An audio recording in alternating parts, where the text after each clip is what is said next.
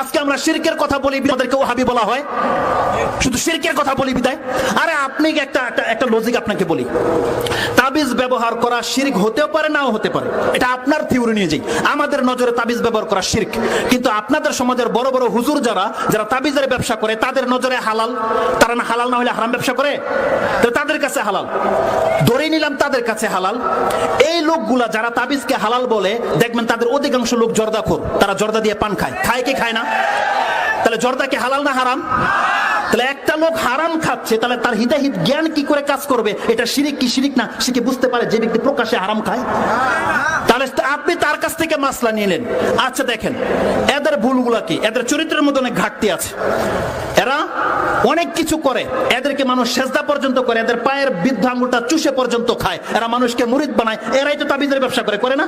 তাহলে আপনি বলছেন যে এগুলো তো জায়েজ নাই, তাহলে এইগুলো যে জায়েজ নাই, এই লোকগুলোর দ্বারা এই পাপগুলো যখন প্রকাশ পাচ্ছে, তাহলে আপনি কেন তাবিজের মাসলাটা তার কাছ থেকে আপনি নিতে চাচ্ছেন বলেন?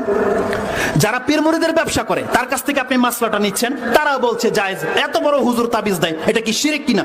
কিন্তু আমরা দলিল প্রমাণ পাচ্ছি যেটা শিরক। এখন আমাদেরকে দলিল প্রমাণের ভিত্তিতে তো চলতে হবে। আমি আপনার অন্তরের মালিক নই, আপনি তাবিজকে শিরক মানে নেন নাই, এটা আপনার সাথে আল্লাহর ফয়সালা হবে। আমার বলার ছিল, আমি বলে দিলাম। আমাকে আমাদের হুজুররা বলেছে, অন্তর মেনে নিয়েছে, আমরা তাবিজ কবজ ছেড়ে দিয়েছি, কোনোদিন এগুলোর মধ্যে জড়াই নেই, কোনোদিন ইনশাআল্লাহ কিয়ামত পর্যন্ত জড়াবো না। তো ধরেন একতলাফি মাসলা, কেউ বলছে জায়েজ, কেউ বলছে জায়েজ নাই, আর যারা বলছে জায়েজ নাই তারা বলছে শিরক। এটা কত বড় মারাত্মক কথা। আর যদি হারামও বলতো তাহলে একটু সন্দেহ ছিল, যে যাকে একজন বলছে হারাম একজন হালাল, কিন্তু একদল বলছে শিরক। যদি শিরক আপনার দ্বারা হয়ে যায়, নাজাত নাই। তাবিজ কবজের ব্যাপারে আপনি সন্দিহান, বাচ্চাদের কপালে যেখানে কালি দেন, এই সম্পর্কে আপনাদের ধারণা কি? এই কালি কেন দেন? বলছে বদনজর থেকে বাঁচাবে। এই কালির ক্ষমতা আছে বদনজর থেকে বাঁচানোর?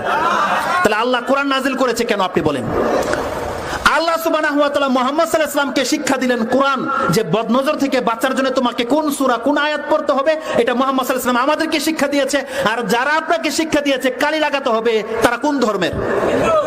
তাহলে হিন্দুর ধর্মেরটা আপনি যখন বুঝেন যে এটা শিরক, এখন আমি বললাম এখানে কালি লাগানো শিরক। আরো মজার বিষয় আপনাকে বলি, মানুষের অন্তরের মধ্যে শিরক কিভাবে গেঁথে যায় আপনি দেখেন। কিছু মহিলা আছে, চালাক মহিলা, সে কালি কপালে দেয় না, কালি দেয় পায়ের তলে। কোথায় দেয়?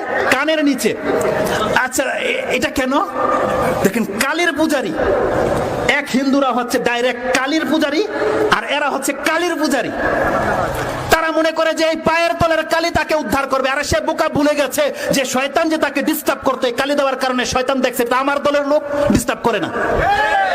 কিন্তু এই মহিলা ভেবে বসে আছে যে কালি তাকে উদ্ধার করেছে। আর আল্লাহ সুবহানাহু ওয়া তাআলা এত সুন্দর করে আপনার চেহারাটাকে বানিয়েছে, যে আল্লাহ এখানে আপনাকে ভুরু দিয়েছে, সেই আল্লাহ এই জায়গাটা কালা করে দিতে পারতো না? আপনাকে বলেছে আল্লাহ কালা করতে, বদনজর থেকে বাঁচাতে। সুবহানাল্লাহ। মুসলিমদেরকে স্পর্শ করবে শয়তানের এমন কোনো ক্ষমতা আছে?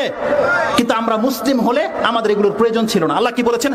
লাইসা লাকা আলাইহিম বিসুলতান, ইন্না ইবাদি লাইসা লাকা আলাইহিম বিসুলতান।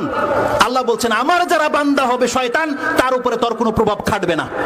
এই জন্য দেখেন যারা আল্লাহর বান্দা, তাদের বাচ্চা কালি মুক্ত, তাদের বাচ্চা তাবিজ মুক্ত, তাদের বাচ্চা ওই যে কায়তন যেটা, এই সুতা মুক্ত, কারণ তারা আল্লাহর বান্দা, তারা আল্লাহর ভরসায় চলে।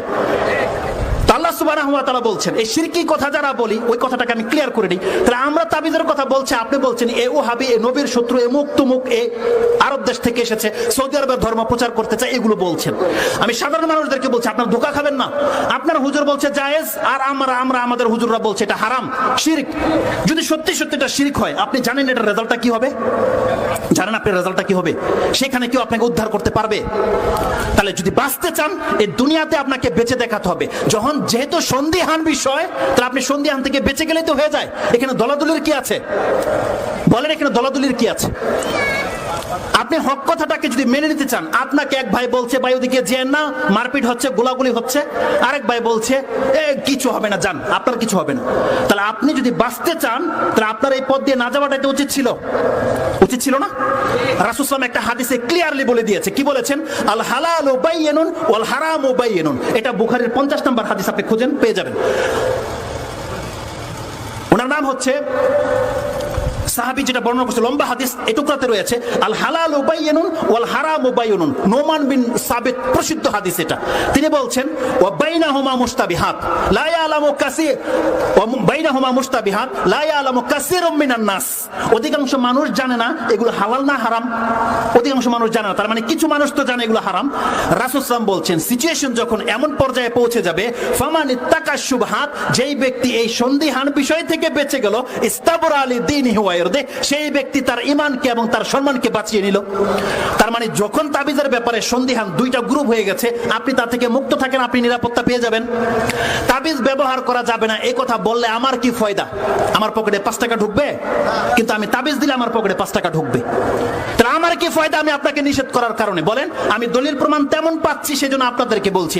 আমাদের হুজুররা কি ফায়দা? আমরা কি 5 টাকা দিয়েছি যে তাবিজ যারা ব্যবহার করবে তারা দিবে এদেরকে 10 টাকা, আর তাবিজ যারা ব্যবহার না করবে তারা আমাদেরকে দিবে 10 টাকা? এমন হয়? তাহলে আমাদের কি ফায়দা? আমরা শুধু আল্লাহর স্বার্থে আমরা পাচ্ছি দলিল এরকম, এই জন্য আপনাদেরকে নিষেধ করছি। তো এটা আমার মূল বিষয় নয়। আমাদের মাসলা আপনি নিতেও পারেন, নাও নিতে পারেন। আপনার অন্তরের মালিক আল্লাহ এবং আপনি। আমরা জোর করবো না আপনাদেরকে কোনো কিছু। আমাদের কাজ হচ্ছে শুধু বলে দেওয়া। যেমন বাতিলপন্থীরাও তাদের মেসেজ আপনাদের কাছে দিচ্ছে, আমরা কিন্তু লাঠি নিয়ে তাদেরকে বাইরে দিয়ে যাইনি। প্রয়োজন হলে আপনি গ্রহণ করেন, না করেন আপনার ইচ্ছা। দুইটা দল জমিনে কাজ করছে, একটা মানুষ আল্লাহর দিকে ডাকছে, আর একটা মানুষ আল্লাহর নাম করে অন্য দিকে ডাকছে, কিন্তু আপনি বুঝতে পারছেন না। আপনাকে বুঝতে হবে কাদের কথাগুলো কোরআন ভিত্তিক, আপনাকে বুঝতে হবে। এই জাস্টিফাই আপনাকে করতে হবে। আল্লাহ আপনাকে বিবেক দিয়েছে। আল্লাহ যেন আমাদেরকে বোঝার তৌফিক দান করে।